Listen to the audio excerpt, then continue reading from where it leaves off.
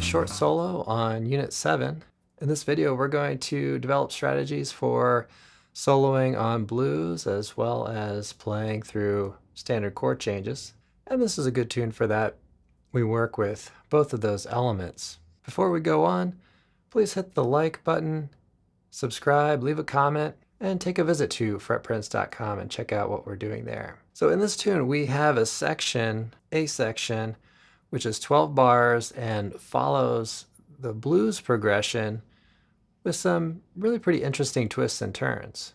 We start out with the 1 chord, playing really just a shell voicing here, C7. And then we go to F7, the 4 chord, and then back to the C7. So that's our typical movement on standard blues. You may find some variations to this chord progression, but I'll go over kind of the basics. Let's say we have A7, and then we go to A flat major 7. The A flat major 7, we can view that as a predominant.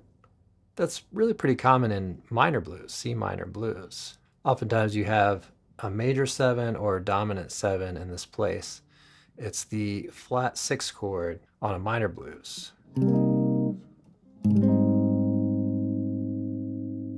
So that's a really easy way of working with it. Simply think in terms of C minor. You can play even a C minor pentatonic and it'll work pretty well over that A flat major 7.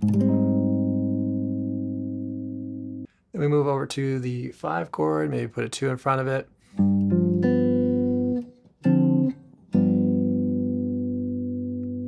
All right, so that's typical in both minor blues, standard blues, and blues in major, or with major 7 chords. Again, you might find some variations to this, but let's talk about C major 7. That's what I'm using in this recording. So C major 7, and then just a little kind of turnaround. And right back to the dominant 7. So those are the 3 types of blues that we want to be pretty familiar with. Kind of that major Charlie Parker bebop blues, minor blues, and the standard blues, which works with the dominant 7. So this A section includes the blues, it's 12 bars, with a little bit of a mixture of those 3 elements. So pretty fun to play on. Our form is AABA, and we'll talk about the B section a little bit later. So it's a lot like a blues with a bridge, or you might consider it just a blues with a bridge. Okay, some things that we can use to improvise on this. A real nice choice is the major blues. If you're familiar with the major pentatonic from C, let's say, add an additional note between the 2nd and the 3rd. So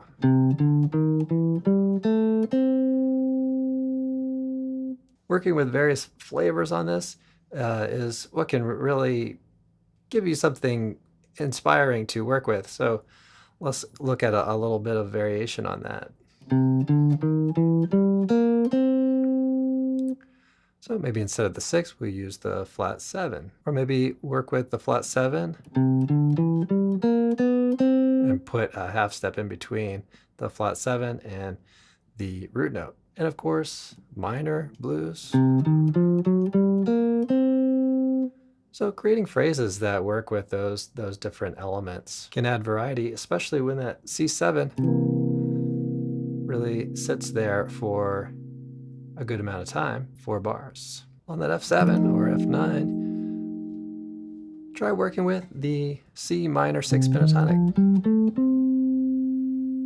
and play that from the F7 to get more in depth with the current chord. As we talked about earlier, we might have an A7, maybe sharp 9 front of that, or E flat 7 in front of that A flat. So you can work with the typical 5-1 sort of language, or even the flat 2 to 1 kind of language.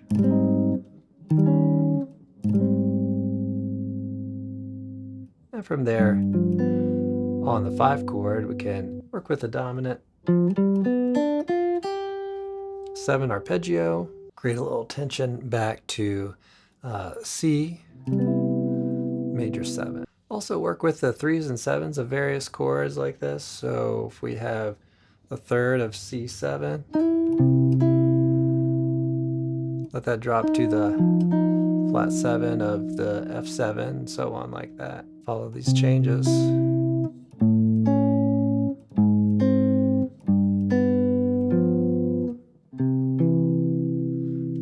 Going down through the progression. So that's C,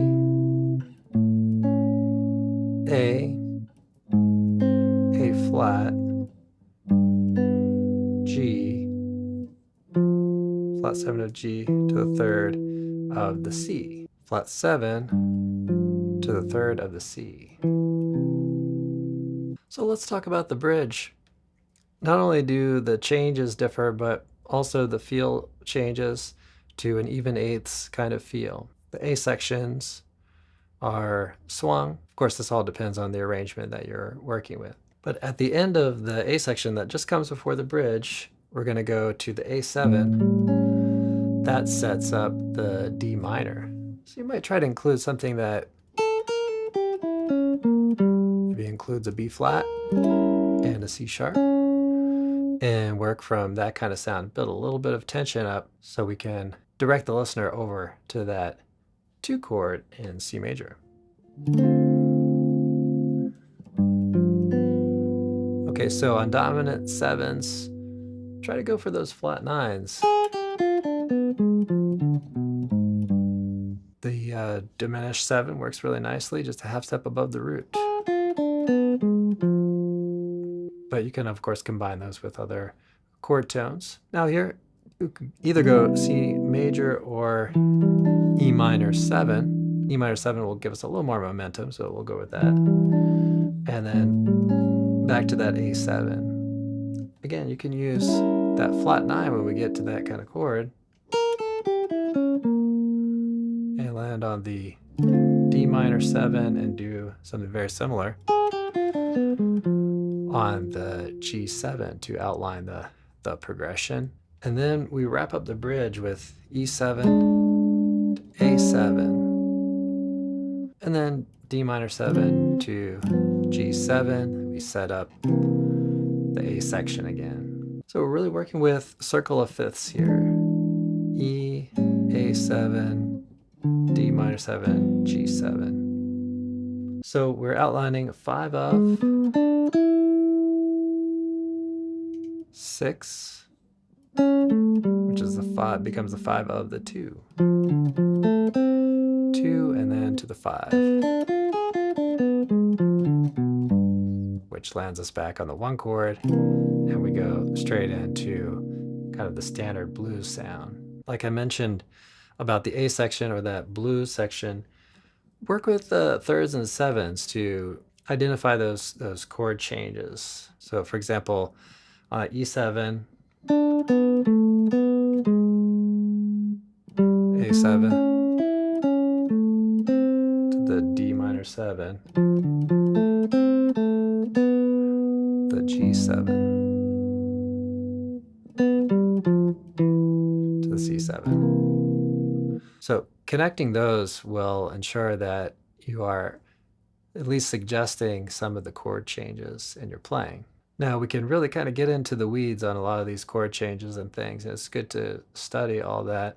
When you're playing, maybe zoom out a little bit, think in terms of phrases. It's okay, and really kind of a good thing, I would say, to, in some phrases on dissonance, and other phrases on consonances with whatever the given chord is, so that we create a little bit of a dialogue, conversation within the context of the rhythm section, as well as statements that that kind of relate to one another, oftentimes talked about in terms of question and answer. So if you check out the solo at the beginning again, listen for some of that. Does the phrase sound like it wants a response, or does it sound like it's settled something?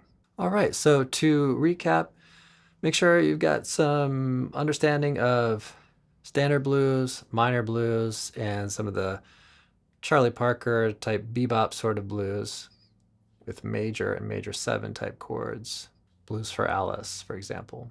Work with a variety of different sounds to color the harmony and use major blues, minor blues, and then in particular where the chord changes really start to move and function in a certain way, 2/5s, flat 6 to 5s, lean into those thirds and sevens as guide tones to suggest and outline at least some of the progression. All right, folks, I would love to hear what your experience is with the blues versus maybe playing some changes. So let me know down in the comments below.